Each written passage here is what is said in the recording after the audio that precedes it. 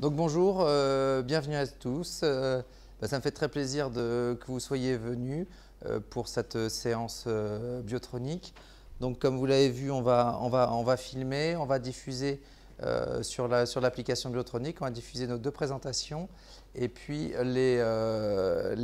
toutes les interventions de demain. Donc pour démarrer, on va parler du Safari. Je vais vous faire la présentation que j'ai faite en 2018 à Paris au CACVS et qui est pas mal pour essayer de comprendre toutes les étapes et pour que demain vous ayez un petit peu moins de questions et qu'on puisse insister sur les points importants. C'est dommage que tout le monde ne soit pas là, mais normalement avec cette présentation vous avez tout de dégrossi et demain on fera vraiment la technique en real life. Donc mes conflits d'intérêts. Donc l'histoire du Safari, en fait, ça a été assez brutal pour moi. En 2011, je suis allé au CIRC à Munich et on entendait parler de ces ponctions rétrogrades un peu partout. Et je me suis dit, c'est pas possible, ils sont meilleurs que moi, il faut absolument que j'utilise cette technique pour progresser. Et très vite, j'ai eu pas mal de cas, parce que dans le privé, on a beaucoup de malades qui arrivent. Dès qu'une technique arrive, on peut l'utiliser de façon courante. Et je l'ai présenté en symposium. Et après, on a commencé très vite les workshops. Donc ça veut dire que cette technique, elle n'est pas simplement, c'est pas la technique de Véron, c'est une technique qui a évolué avec tous les workshops que j'ai fait depuis 2012. Et donc, toutes vos réflexions, tout ce qui vous vient à l'idée, vous pouvez le dire parce que c'est une espèce de décantation de tout ce qui a été fait depuis 7 ans. Donc à l'époque 25 cas, l'année suivante une centaine et puis maintenant le Safari c'est devenu la pratique quotidienne, on en fait régulièrement et pas que pour les workshops. Ça a évolué aussi avec les salles d'opération parce qu'au début c'était avec un arceau mobile de bonne qualité, le 9009 de chez GE. Ensuite, j'ai fait une petite pause avec un ampli Siemens qui n'était pas terrible. Et maintenant, depuis presque 3 ans et demi, la salle hybride Innova de chez General Electric. Donc, c'est une technique qui a évolué avec les workshops, avec le matériel, mais avec le matériel de ponction, etc. En fait, c'est la même chose qu'il y a 7 ans. Donc, en fait, si vous êtes venu pour savoir comment ponctionner, en fait, c'est vraiment pas le thème. Tout le monde vient pour ça. Mais ce n'est pas ça que je vais vous apprendre en fait. Moi, ce que je vais vous apprendre, c'est pourquoi il faut ponctionner et c'est ça qui va vous donner toutes les clés. Une fois que vous aurez compris pourquoi on ponctionne, et bien après, vous saurez faire, enfin en tout cas, vous aurez les bases pour faire. Donc, qu'est-ce que c'est que le Safari? Le concept du Safari, c'est quelque chose d'assez ancien qui est en fait, quand on recanalise une artère, on le fait d'abord, on peut le faire en intraluminal avec un guide qui traverse le bouchon et mettre son stent. Ça, c'est classique. Si le bouchon n'est pas traversé d'emblée, on pousse, on force et on fait ce qu'on appelle la dissection. Et ça, c'est le S de Safari, suboptimal. Après, arterial flossing, peu importe, avec une dissection antérograde, c'est le A pour antegrade. Quand on fait sa dissection, on veut chercher la réentrée. Le Safari, on l'utilise pour trouver la réentrée. Donc, on va faire la même chose, une dissection dans l'autre sens. Et là, c'est le R de rétrograde. Une fois qu'on a fait la dissection rétrograde, on fait le rendez-vous et après le téléphérique et ensuite le traitement. Donc, si vous avez compris cette diapositive, en fait, vous avez compris le Safari, quasiment vous pouvez repartir. Donc, on dissèque par le haut, on n'arrive pas à trouver la réentrée, on dissèque par le bas, on se rejoint, on fait le rendez-vous et après on fait le téléphérique. Et ensuite, on fait ce qu'on veut, hein, du ballon actif, de tout ce que vous voulez, peu importe. Ce n'est pas le thème de la séance. D'accord? Donc, alors, dans quelle situation on l'utilise? Ça, c'était les données initiales il y a 5-6 ans. Puis en fait, finalement, ça n'a pas beaucoup changé. C'est une technique qu'on utilise principalement en fémoropoplité. Dans 20% des cas, dans les artères de jambes. Et après, on a les artères iliaques. Il reste un petit pourcent ici. C'est Stéphane Hollon qui l'a fait dans les rénales. Je ne sais pas s'il a recommencé, mais il a fait une ponction rénale, une ponction rétrograde d'une artère rénale sur une endoprothèse fenêtrée. Très chic. Magnifique. Là, il nous a tous scotché quand il a fait ça. Donc, comment ça se passe? L'installation, la plupart du temps, je travaille en fusion. Demain, je crois que tous les malades ont eu des scanners. Donc, on va fusionner. 2 incidences pour recaler la fusion. Toutes les recanalisations, qu'elles fassent 1 cm ou 40, 50, 60, 70 cm, quand une artère est occluse, je mets la jambe dans le champ. Alors, c'est sommaire, hein, vous voyez, mais je me prépare à ponctionner par voie rétrograde pour toutes les recanalisations. Voilà. Donc, les étapes une par une. Première étape fondamentale, c'est il faut commencer par savoir si vous avez une artère ponctionnable en distalité. Et ça, vous ne pouvez le savoir qu'au tout début, quand le malade est bien chaud, quand il a une bonne hémodynamique, quand vous êtes reposé. Le premier temps, c'est pour savoir si vous avez une artère à ponctionner. Donc ici, on a une occlusion fémorale commune, un bout de profonde, et là, une occlusion fémorale fémoro-poplitée. On descend, la réentrée, poplitée haute, et puis après une tibiale antérieure. Quand j'ai cette artériographie, je sais que je vais réussir. La question ne se pose même pas. Ça fait des années que je n'installe plus un bistouri électrique en salle. À partir du moment où on sait qu'on a une distalité, on sait qu'on réussira l'intervention. Que ce soit par voie antérograde ou rétrograde, ce n'est pas le problème. On sait psychologiquement qu'on va y arriver. C'est très important. Donc, c'est quelque chose de très, très important, l'angiographie initiale sur un patient qui est bien réchauffé et qui va bien. Deuxième chose, c'est la dissection antérograde. Alors, là, il y a peut-être un petit peu trop de lumière. Donc, la dissection antérograde, je pousse mon guide, je force et puis je vois ce que ça donne. La plupart du temps, quand je vois que ça va commencer à être difficile, je remets 5000 unités d'héparine. Évidemment, les malades sont tous sous antiagrégants plaquettaires, mais quand ils sont sous AVK, je ne les arrête pas. Mais je commence par mettre de l'héparine plein pot parce qu'il ne vous faut pas de thrombose pendant la procédure.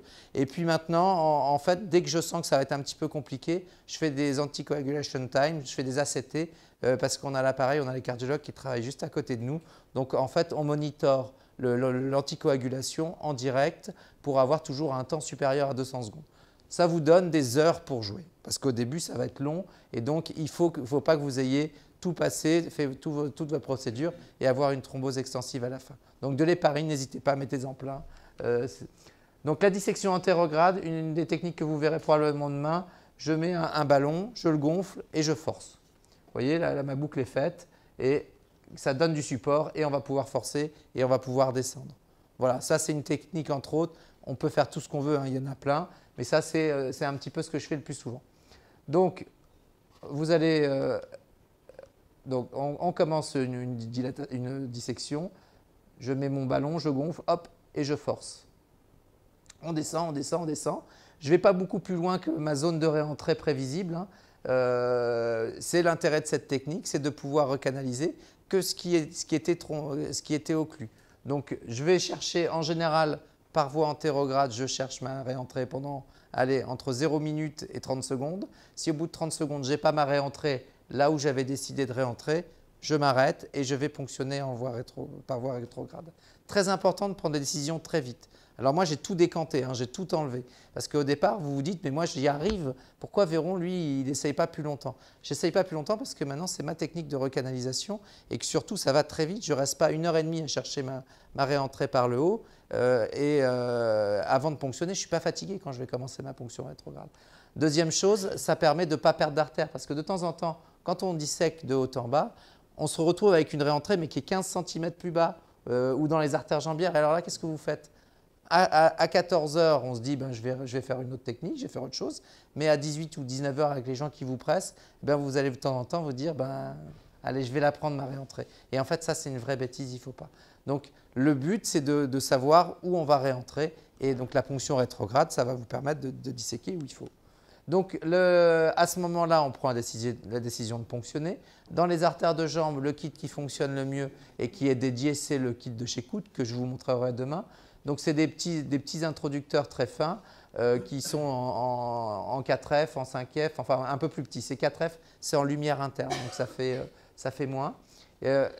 Et l'intérêt, ça va être de savoir qu'est-ce que vous allez ponctionner comme artère. Qu'est-ce qu'on ponctionne comme artère? Alors moi, évidemment, au départ, je pensais que le Safari, c'était une technique pour les artères jambières.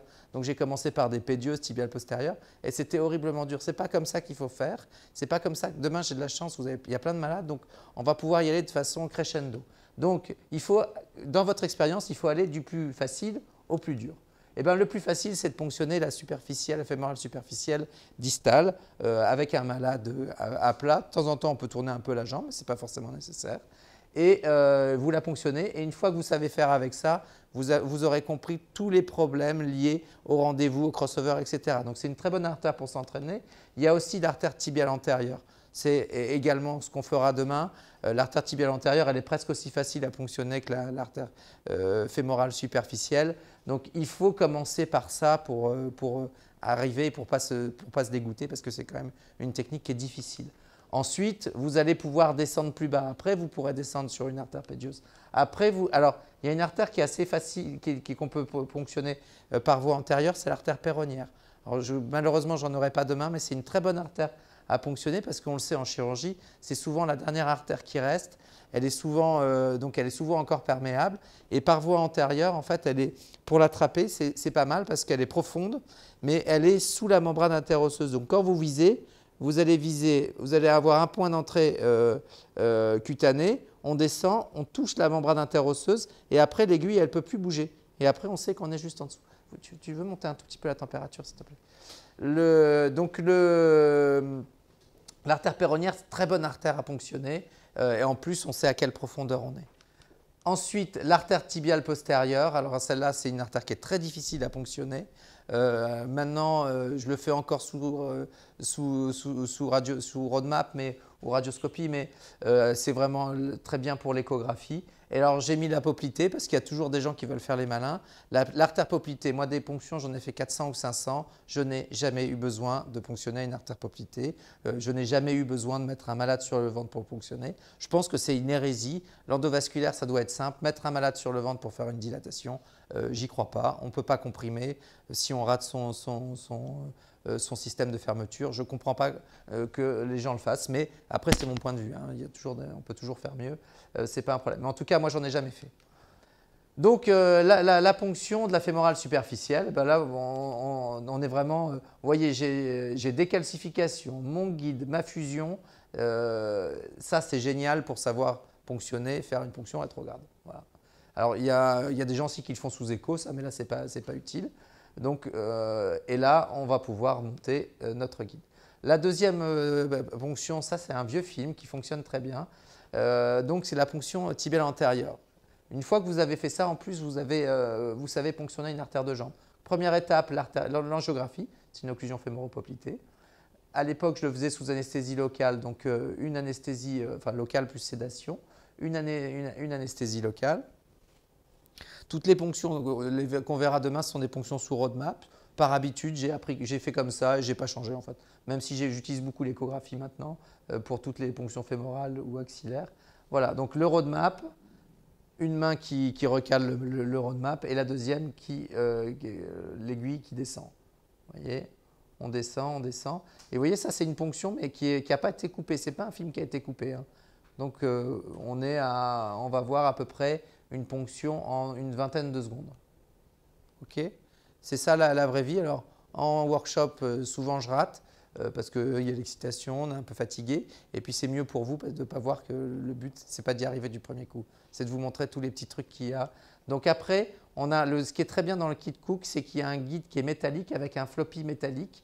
Il est un petit peu trop long à mon avis, mais en tout cas, le floppy, il nous permet de naviguer un tout petit peu et surtout, la tige métallique est assez rigide et une fois qu'elle est enquillée dans l'artère, on est quasiment sûr qu'on va pouvoir mettre notre dispositif. C'est un dispositif avec un dilatateur. Il faut toujours démonter le dispositif et commencer par faire une prédilatation avec le dilatateur seul. Je vous remontrerai sur la table d'opération. Et après, parce qu'après, on est content, on a son artère, on a son guide, on veut tout enquiller et on force et on fait sauter le guide. Et c'est reparti, il faut recommencer. On est à zéro, si ce n'est qu'on a ponctionné l'artère, qu'il y a un hématome, que l'artère est plus perméable. Enfin, c'est le bazar.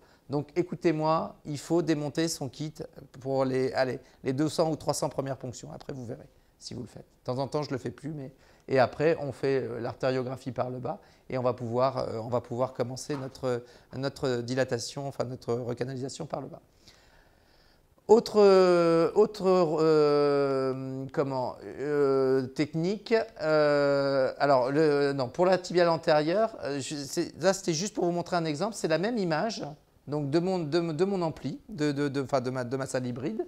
Ça c'est ce que vous voyez sur un ampli à 3 mètres avec des infirmiers ou infirmières qui ont mis l'ampli où ils pouvaient, où il y avait de la place dans la salle. Et ça, c'est la même image, mais c'est la même, hein, c'est les mêmes rayons, la même image. Et ça, c'est l'image que j'ai quand je travaille sur mon écran large de la salle hybride. Donc la salle hybride, ce n'est pas un problème forcément de qualité d'image, c'est tout le positionnement des écrans, c'est l'élargissement de l'image. Ça, c'est des images numériques. La zone qui a été irradiée, elle ne fait même pas 10 cm. Et bien avec le numérique, on peut élargir énormément. En plus, vous avez des images informatiques qui vous permettent de viser. Donc, si vous n'avez pas de salle hybride, ça va être plus difficile. Alors, moi, j'ai appris sans salle hybride, mais avec la salle hybride, ça transforme les choses parce que c'est ça que je vise. Ce n'est pas ça. Vous visez ici avec un écran mal passé, on vise ça, mais quand on a ça devant les yeux, eh ben, évidemment, on y arrive plus facilement et sans faire plus de rayons. Et ça, c'est fondamental. Donc, voilà ce que ça donne. Regardez, hop, j'ai bien recalé ma fusion et voilà comment on va ponctionner. Et de la même manière, quand je suis dans l'artère, eh ben, je peux naviguer pour faire monter mon guide. Donc là, ce n'est pas le cas systématique, hein. Là, on a une fusion qui est magnifique, un patient. Mais le but, c'est de fusionner une image informatique avec le malade. Et après, vous visez l'image informatique. Qu'elle soit réelle ou pas, on s'en fiche. Donc, ça transforme tout. Alors, Sébastien Pénillon, lui, au Medipôle de Savoie, eh ben, il ponctionne sous écho. Regardez ce qu'il fait pour ponctionner une pédieuse. Donc, quand on sait faire ça, après, on a vraiment… c'est extra. Vous allez voir, il va descendre son guide sous contrôle de la vue. Donc, c'est un petit guide. Voilà. Bon, ça, c'est Sébastien Pénillon. C'est quelqu'un qui travaille très, très bien et qui travaille beaucoup avec l'échographie. Là, un cas où j'avais échoué, c'était au tout début quand je faisais très peu d'échographie. Donc après, j'ai fait ce que j'appelle l'active roadmap. En fait, l'active roadmap, c'est on injecte par une main et on joue avec le produit de contraste avec l'autre main. Donc voilà ce que ça donne. On la remettra à la vidéo. J'injecte par en haut et il y a le produit de contraste qui va arriver. Et vous voyez, au moment où le produit de contraste, j'arrive à perforer l'artère, et bien le produit de contraste, je vais vous la remettre. En fait, comme le patient est en ischémie, le contraste circule très lentement. Vous l'injectez avec une main et avec l'autre, vous avez le contraste qui va arriver tout doucement dans votre artère. Vous allez pouvoir jouer avec le bout de votre aiguille et votre produit de contraste. Vous allez le voir bouger. Et au moment où vous allez toucher l'artère, hop, ça fuit. Ça, c'est l'active roadmap. Ça, c'est un très très bon… alors du coup, même quand on a une scopie ou un appareil qui n'est pas très performant, c'est comme ça, c'est très très bien pour ponctionner. Ou sur un malade qui bouge un petit peu, qui n'est pas bien endormi ou pas endormi du tout. Donc là, encore une fois, je démonte je mets mon dilatateur en premier. Vous ne l'aurez pas, hein, les premières fois, c'est 45 minutes, 1 heure, 1 heure et demie. Hein. Donc moi, j'avais mis 1 heure et demie parce que personne ne m'avait dit comment faire, mais les premières ponctions, si vous attaquez une pédieuse et que vous n'avez jamais rien fait d'autre, pas de tibial antérieur et pas de fémoral superficiel, vous mettrez 1 heure et demie. Hein. Donc vous ne l'aurez pas. Partez pas sur des choses trop compliquées. Donc le roadmap actif, pareil, vous voyez une tibiale postérieure. Je pense que maintenant, voilà. La tibiale postérieure, c'est quand même une très bonne artère pour le faire sous échographie. Parce que là, on n'est vraiment pas très bien. Parce que la plupart du temps, les gens ne peuvent pas se mettre comme ça. Donc voilà, vous comprenez bien, j'injecte, je ponctionne. Avec un injecteur, c'est pas mal aussi. On peut mettre des injections longues. On appuie et puis on joue avec le bout de l'aiguille. Donc, on a fait la ponction rétrograde. Maintenant, on va disséquer par le bas. Donc, je monte mon guide, je ferme les yeux, hop, ça boucle et je force je force. Je ne me pose aucune question. parce que de toute manière, j'ai disséqué par le haut, je dissèque par le bas. Si je suis en intraluminal, eh ben, je reste en intraluminal, mais c'est relativement rare. On a disséqué dans l'autre sens. Là, hop, je monte, je monte, je monte, je monte. Là, c'est un guide stiff qui me permet de faire ça. Et je peux faire aussi la technique que je vous ai montrée tout à l'heure. Sur mes ponctions, une question qui revient souvent, c'est est-ce qu'il faut mettre des introducteurs? Éric Ducasse, il dit qu'il ne faut pas en mettre. Moi, je dis qu'il faut en mettre. Je mets des introducteurs tout le temps maintenant pour ne pas abîmer les artères. Je préfère mettre un bon introducteur de 6F dans une tibiale antérieure. C'est ce qu'on fait dans une radiale, hein. Un bon introducteur de 6F. Comme ça, après, je peux tout faire. Je peux passer mes ballons, mes stents, je peux tout faire par le bas. Ça pose absolument aucun problème. Voilà, donc là, j'ai mis un intro de 6F. Je monte mon ballon, je le gonfle et hop, je force. Ça, c'est un super geste, hein. Il y a plein de gens qui ne font pas ça, mais c'est tout bête. Vous voyez, c'est ce que je vous ai montré tout à l'heure. J'avais décidé que ma zone de réentrée, elle serait là. Et là, mon guide, il arrive là, hop, poum, et j'ai disséqué 1 cm plus haut. Donc après, je vais faire mon rendez-vous. Et quand je vais stenter, je stenterai qu'à partir d'ici. Alors maintenant, le rendez-vous. Alors le rendez-vous, c'est ma courbe d'apprentissage que je vais vous montrer. Donc au début, ce que je voulais faire, c'est un guide 0,035 dans un introducteur de 6F. C'est l'introducteur que j'utilise quasiment tout le temps. Donc voilà ce que ça donne. Voilà ce que ça donne. Une sonde béquillée. Ça se fait toujours au guide droit, hein, le rendez-vous, hein. Donc une sonde béquillée, c'est une BER2, un introducteur de 6F. Je me suis dit, bon, bah, on n'a pas toujours un introducteur et puis une sonde. Donc deuxième étape, je me suis dit, on va être dans les artères de jambes. Et puis l'idéal, peut-être, c'est de prendre un petit guide 0,014 dans une sonde BER2, donc elles ont des lumières internes de 0,038. On se dit, ça c'est facile. Et bien en fait, ça c'est ce qu'on voit ici. J'avais un caté porteur en plus, un mitro caté. Mais ça, curieusement, ce n'est pas très facile à faire. Ça se fait, mais il faut bricoler un petit peu. Vous voyez, hop, là après je vais même monter mon micro caté. Et bien ça, ce n'est pas vraiment ce que je fais maintenant. La dernière étape, c'est 99% des cas. C'est un guide 0,035 de diamètre externe dans une sonde BER2 qui a un diamètre 0,038. Donc c'est la même chose. En théorie, on se dit ça c'est compliqué. Non, ça c'est pas compliqué. Ça c'est ça qu'il faut faire. Regardez, on a deux sondes, une en haut, une en bas, et on va. Voilà. Et ça, je peux vous en montrer. Et hop, le guide sort de l'autre côté. Et je peux vous en montrer je ne sais pas, 2, 3, 400, 300. C'est ça, hop, là on joue, hop, hop, hop, boum, allez, on y est. D'accord? Là, avec le ballon, là, je n'ai même pas eu besoin d'avoir deux sondes béquillées pour jouer. Hop, on y est. 0,035, c'est tout au guide droit. La recanalisation, alors moi c'est comme ça que je l'ai fait, mais pour moi la recanalisation ça ne se fait qu'au guide droit. Pourquoi? Parce que le guide droit, soit il passe en intraluminal et vous y arrivez, et soit il dissèque et après il se boucle tout seul. Donc pour moi ça n'a pas de sens d'utiliser un guide courbe dans ces procédures. D'accord? Donc on a fait le rendez-vous et après on fait le téléphérique.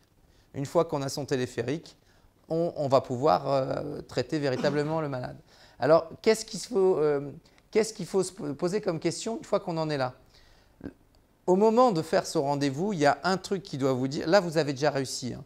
Une fois que vous avez fait une ponction rétrograde, vous avez deux voies d'abord, une antérograde, une rétrograde, il n'y a plus d'échec. Maintenant, il faut vous dire avec quoi je vais dilater. Est-ce que je vais dilater sur du 0,035 ou du 0,014, 0,018? Est-ce que je vais dilater avec du coaxial, du monorail? Donc il faut vous poser des questions, c'est quelle taille de guide il me faut et quelle sonde j'ai dans ma besace pour pouvoir faire mes échanges de guide au moment où j'en aurai besoin. Ce n'est pas très important si vous êtes popliteo-fémoral, là il y a 70 cm, peu importe. Mais si vous avez quelqu'un de grand, ponction fémorale, un crossover et une ponction pédieuse, vous avez entre 80 cm et 1,10 m. Eh bien, ça change tout. Parce qu'il y a un moment, il va falloir que vous fassiez vos échanges de guide. Parce que dans votre tête, maintenant, vous n'avez plus qu'une chose en tête, c'est comment je vais contrôler mon point de ponction de façon antérograde et comment je vais aller dilater mon point de ponction. Alors, l'angioplastie, vous faites ce que vous voulez, ce n'est pas mon problème, ce n'est pas le problème actuel. Donc après, qu'est-ce qui est très important? Il va falloir contrôler son point de ponction par voie antérograde. Et à quoi ça sert?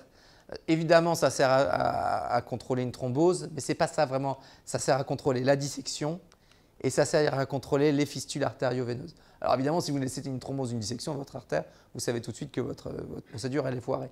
Mais il ne faut surtout pas laisser de fistules artério-veineuses. Moi, j'en ai amputé 2. Voilà, c'est les cas où ce qu'on nous disait pour les pontages, déjà, ce n'était pas vrai quand il fallait faire une fistule artério-veineuse sur un jambier. Mais alors, sur de la dilatation, si vous laissez une fistule artério-veineuse, au bout d'1 mois, il n'y a plus d'artère en dessous. Donc, ne laissez jamais une fistule artério-veineuse.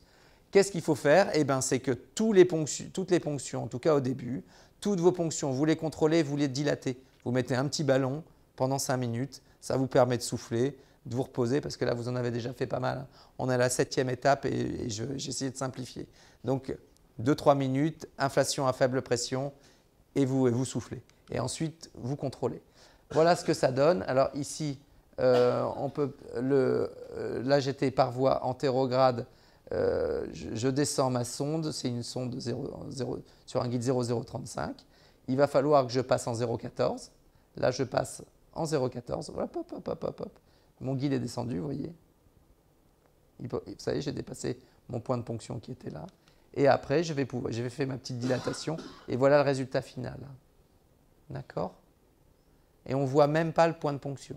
C'est comme ça la plupart du temps. Voilà. Sauf en workshop où la dernière fois, j'ai eu une fistule artério-veineuse que je n'ai pas pu traiter et que j'ai traité la semaine suivante. Un cas de fistule artério-veineuse, c'était une ponction antérograde, on la voit, elle est magnifique cette fistule artério-veineuse. Vous voyez, donc, ok. Un petit coup de ballon, il n'y a pas besoin de mettre de stent couvert là-dessus, un petit coup de ballon, on attend un petit moment et voilà le résultat final. Ça, vous ne laissez pas. Ou alors, si vous n'avez pas le matériel, vous laissez, mais vous y retournez la semaine d'après. D'accord? Donc, le résultat final, hop, voilà. Ça, c'était notre malade de tout à l'heure. Ah non, ce n'est pas la même, c'est une autre. Voilà. Donc, c'était une recanalisation tibiale postérieure. Voilà, la fermeture. Alors, c'est pour ça que je mets autant d'héparine dans les malades. Je ferme quasiment tous mes points de ponction. Donc, principalement avec du Fémocil, mais avec du Proglide. Là, il y avait une ponction fémorale. Les ponctions fémorales rétrogrades, la plupart du temps, un coup de ballon, ça suffit. De temps en temps, le stent, on le descend un petit peu plus bas et ça plaque, ça bouche le trou. Mais ça fait souvent des petits hématomes, les ponctions superficielles. Mais s'il n'y a pas de fistule, il n'y a pas de faux anévrisme, vous pouvez laisser. Ça fait un petit peu mal, mais pas longtemps. Les hématomes de loge antéro-externe de jambe, ils sont très impressionnants. Mais alors là, pour le coup, ça fait pas mal. Je ne sais pas pourquoi. L'hématome est sous tension. On a l'impression que c'est dur comme du béton. Le lendemain, on va voir le malade. Il dit « Ah oui, j'ai un peu mal. » et puis ça disparaît. Donc, une petite fuite sur une tibiale antérieure, ce n'est pas grave. Vous laissez comme ça. Vous verrez le lendemain au Doppler de contrôle. Ça se colmate tout seul. Par contre, la fistule artério-veineuse, ça ne peut pas se colmater. Et puis ça débite. Donc, qu'est-ce que c'est que le Safari? Eh bien, le Safari, c'est tout sauf une technique d'angioplastie jambière. Le Safari, qu'est-ce que c'est? C'est juste une technique de réentrée. Voilà, c'est ça qui est très important à comprendre. Si vous avez compris ça, après, vous pouvez l'utiliser à tous les niveaux. Et le Safari pour les artères de jambe, moi, dans 90% des cas, je passe par le haut. Et c'est vrai qu'on passe le plus souvent par le haut. Donc, la ponction pour les artères de jambe, c'est finalement relativement rare. Demain, je pense qu'on en aura une parce que j'ai fait le premier côté, j'en ai eu besoin.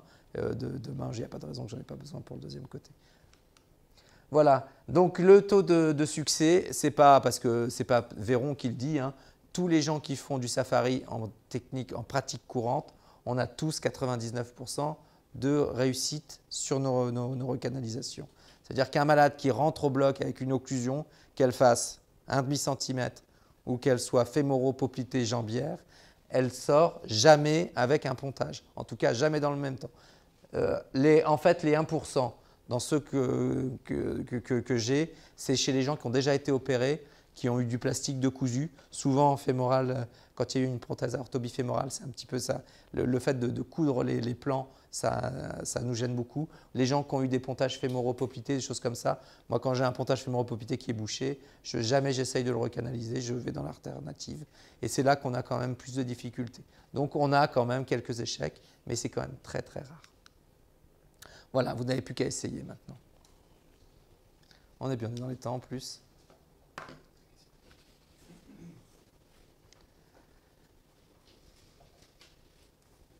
petite question, s'il vous plaît. Tu peux tourner la caméra? Tu peux on essaye? Allez, on essaye. Oui, on avait dit qu'on ne le ferait pas, mais… Vas-y, excuse-moi. En fait, en cas de fistule artério-veineuse, est-ce qu'il y a la place pour mettre des stents couverts? Parce que ça m'est arrivé… En immédiat, c'est rare. Honnêtement, je crois que je l'ai fait une fois. La plupart du temps, en fait, j'essaye de faire… je ballonne longtemps. Éventuellement, je mets un stent non couvert. Et ça, la plupart du temps, ça suffit. Alors, j'ai la chance d'avoir les cardiologues qui sont à côté. Donc, des stents couverts, j'en ai. Donc, voilà, sinon, je mets un Abbott, là, voilà, Graphmaster. Et je les ai je le fais rarement dans le même temps. Voilà. Enfin, une fois, je le fais dans le même temps. Par contre, j'en ai repris un petit peu à distance. Ouais.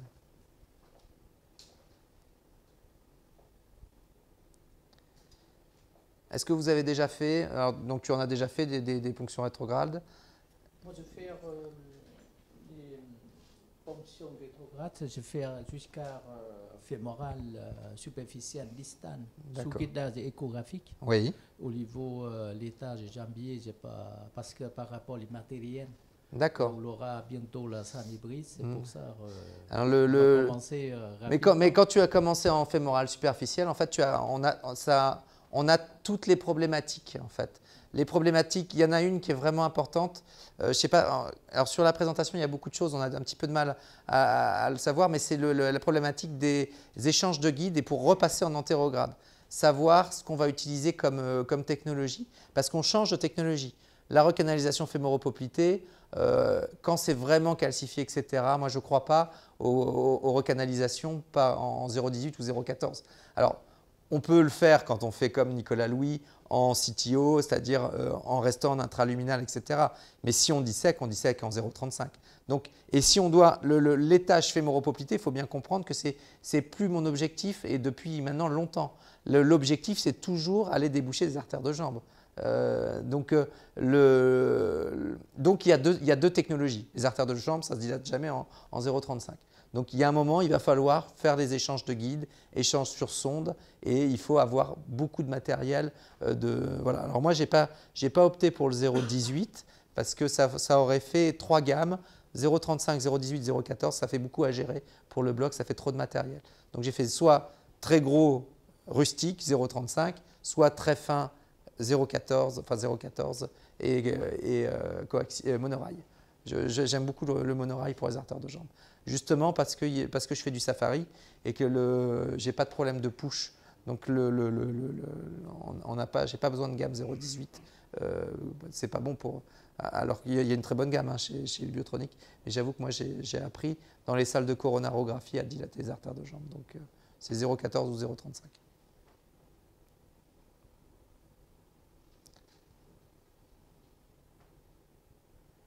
Alors, après recanalisation, est-ce que les patients ont les anticoagulants post-opératoires? Non. Non, que des antiagrégants. J'en mets, s'il y a du stenting actif, j'en mets 2 systématiquement. Sinon, je ne fais pas une double anti-agrégation systématique parce qu'il y a beaucoup de gens très âgés. Donc, on a plus de pépins, puis on n'a pas de recommandation. Quand il y a des AVK, je ne les arrête pas, jamais. Et je réhéparine, attention parce que sous AVK on thrombose en dilatation périphérique. Donc sous AVK il faut les garder et il faut hépariner en plus. Sous Xarelto je le fais volontiers, j'essaye quand même j'arrête la veille simplement. Xarelto et Alikis j'arrête juste la veille et je reprends le soir même. Et quand ils sont sous NACO, je mets un autre anti-agrégant plaquettaire, la plupart du temps du clopidogrel. Voilà. Mais il ne faut pas avoir de thrombose. Une hémorragie, ce n'est pas grave. L'hémorragie, ce n'est pas un échec en endovasculaire. La thrombose, voilà. Partir après une intervention de 3 heures complexe et vous injecter ces thrombosés parce que vous n'avez pas mis d'héparine, il faut partir sur une fibrinolyse. Il est 20 heures, vous êtes fatigué, ça vous énerve. Si le malade, vous l'avez mis en ischémie suraiguë, vous vous retrouvez à faire un pontage merdeux, à 20 h, vous ne le ferez jamais en veine, à moins d'avoir des internes ou des chefs. Et voilà, il ne faut vraiment pas avoir de thrombose, quoi. On n'a pas le droit de faire ça. On travaille qu'en flux bloqué. Alors moi, j'ai des copains qui ne mettent pas d'héparine, je ne sais pas comment ils font, mais il ne faut surtout pas travailler. Quand on travaille en flux bloqué, il faut travailler incoagulable. Et c'est pour ça que l'ACT, je ne sais pas si vous avez l'expérience de l'ACT, mais c'est un outil qui est extraordinaire. Moi, je l'utilise très, très volontiers. C'est très rapide à faire. Maintenant, je pensais que les infirmières anesthésistes ou les infirmiers le font, mais maintenant, je l'ai appris à mes penseuses. Comme ça, si les gens commencent à traîner du pied, je le fais moi-même. Je prends mon sang artériel, je le donne à la circulante et elle va me faire l'ACT dans la salle de choro. Donc, et l'ACT, vous souhaitez qu'il soit à quoi? 2 fois le témoin? 200, supérieur à 200 secondes. Comme pour les endoprothèses, quoi. D'accord. L'héparine, c'est toujours 5 unités, même je fais comme tout le monde. Je fais 50 unités kilo au départ. Dès que je vois que ça commence à être compliqué, je remets 5000 unités. Et puis, voilà. Quand je veux faire un peu scientifique, en fait, l'ACT, l'idéal, c'est quand même de faire un ACT avant. Donc ça, c'est l'idéal. Une fois que vous avez mis votre cathé artériel, vous prenez 3 cc de sang, vous le donnez. Voilà, si vous êtes à 150 dès le départ, vous ne remettez pas grand-chose. Si vous êtes à 100 ou à moins de 100, vous mettez 100 unités kilo dès le départ. Vous refaites un contrôle au bout de 2-3 minutes. Si on vous dit que vous êtes à 250, vous refaites un ACT toutes les heures. Voilà. Et on réinjecte en fonction de ce que ça... Voilà. Mais de temps en temps, on est très surpris. Hein. Il n'y a pas si longtemps que ça. Il me semble que c'était même sur un workshop. Première ACT après 50 unités kilo chez un patient cardégique Plavix, parce que ça marche aussi, ça prend en compte aussi l'antiagrégation. Le patient, après l'héparine, il était encore à 100 secondes, quoi. Donc là, on a remis le paquet et après, on a pu travailler. Donc de temps en temps, on a des thromboses qu'on n'explique pas à cause de ça. Vous verrez, je fais très peu de contrôle pendant la procédure, ça ne sert à rien. Moi, mon but, c'est que des histoires de réentrée. C'est un jeu vidéo, hein. Donc c'est une rentrée, voilà, le rendez-vous, le téléphérique, et après, je mets mes coups de ballon. Alors, malheureusement, c'est une technique, il ne peut pas y avoir d'artériotomie. Donc, voilà, pas de jet stream, rien de tout ça. Voilà, c'est deux conceptions complètement opposées, et ce sont des techniques pour des malades rarement en claudication. La plupart du temps, c'est des stades 3 ou des stades 4. Donc, voilà, après, on a tellement de choses dans la littérature en ce moment, on ne sait plus ce qu'on doit faire. Donc moi, je suis resté back to basic. Je fais mon truc, je sauve les jambes et puis après, les intellectuels nous diront ce qu'on a à faire. Mais là, pour l'instant, s'il y a une personne qui vous dit ce qu'il faut faire dans une artère de jambe ou fémoropoplité, il faut vraiment qu'il ait un don, hein.